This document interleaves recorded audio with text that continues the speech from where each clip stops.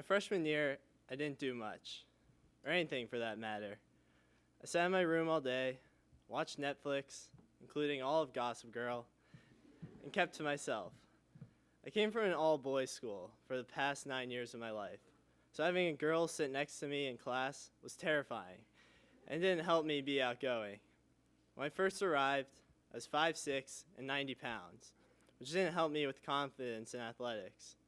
All this led me to hate the school.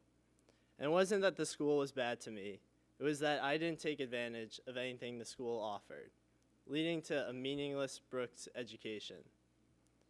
In the spring of my first year, I heard a senior speech from Dylan Quigley. In my mind, I saw him as one of the cool kids. He talked about how his freshman year, he was in the exact same position as I felt. I began to believe that I wouldn't always be stuck in this rut. My life at Brooks could be turned around, and it was.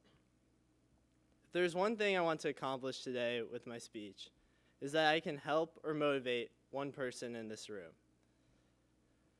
I first took a trip to West Point in 6th grade with my school. For those of you who do not know what it is, West Point is a service academy in upstate New York. The service academies are 4-year colleges aimed at creating officers in specific branches of the military.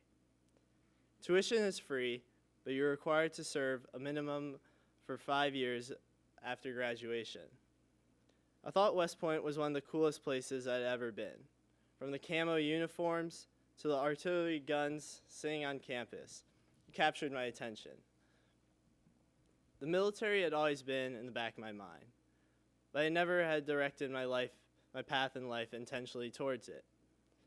One day, after a dinner of economic and political discussions with my parents and their friends, I realized I wanted to join the military. I couldn't wind up living this lifestyle, sitting at a desk all day. I wanted to do something special.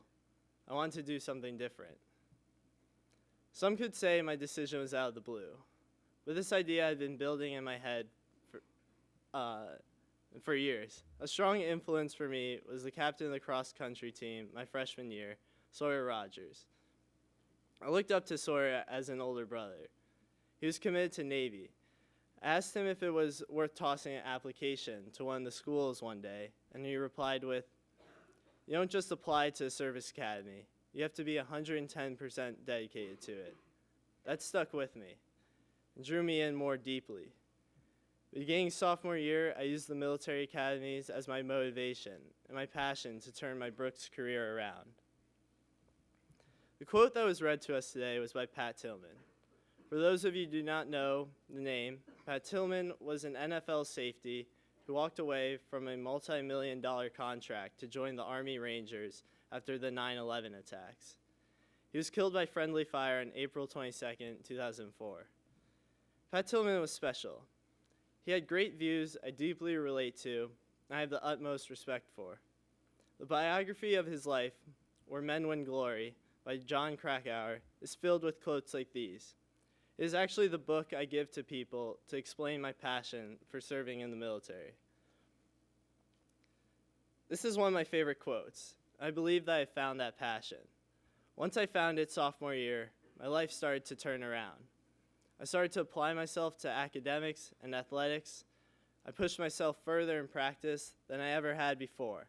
And I took the hardest of classes available to me. At one point in my freshman year, I was seriously considering applying out. I talked with Mr. Skinner about how the school didn't challenge me, and it was too easy. It wasn't that the school was too easy, looking back. It was that I didn't do anything. Like many of you, perhaps, I cruised. I was taking classes that didn't challenge what I could do. If I put the effort into them, I should have been getting into the 90s. But I wasn't trying and thought I was getting by cruising with an 86, just doing the bare minimum. I was just waiting for someone to tell me what to do. I needed to find a way to challenge myself, and it wasn't until this got through my head that I started to excel.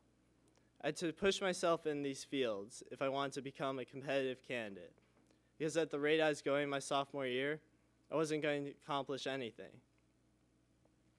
I've been told multiple times I'm crazy, broken, insane, or psycho, as Annie and Kenza like to put it. So far, while training for triathlons, I have almost drowned multiple times. I have gotten hit by a car twice. And I have hallucinated as a result of being dehydrated while running. I realize that most of you don't want to go through this grueling training process, but there are other ways to push yourself. Whether it's in the art studio, on the athletic field, or in the classroom, find that motivation and push yourself beyond your limit every day. Brooks has some amazing opportunities available. It is up to all of you to take advantage of it. For me, I relate to the last line of the quote the most. I will suffer through the bad for the heights of the good. Because who doesn't want to do 120 straight hours of physical exercise with less than 4 hours of sleep, just to claim the title Navy SEAL? I'm also giving this speech to find myself, because truthfully, I don't even know why this passion has struck me.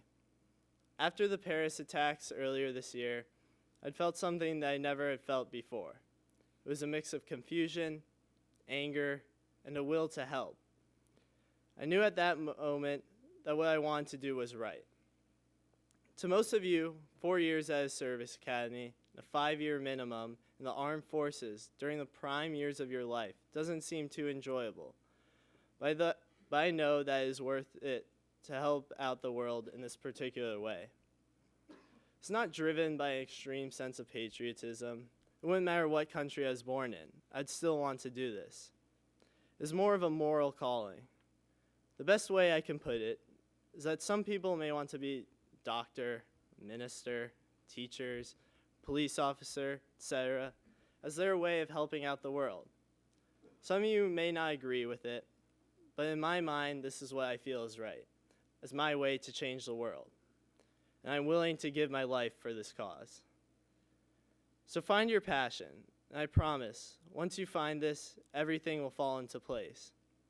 You'll be more motivated, and you will find a will to try harder. I use the military as this goal, and just because I found it earlier than most, doesn't mean you are out of time. This should be your passion in life.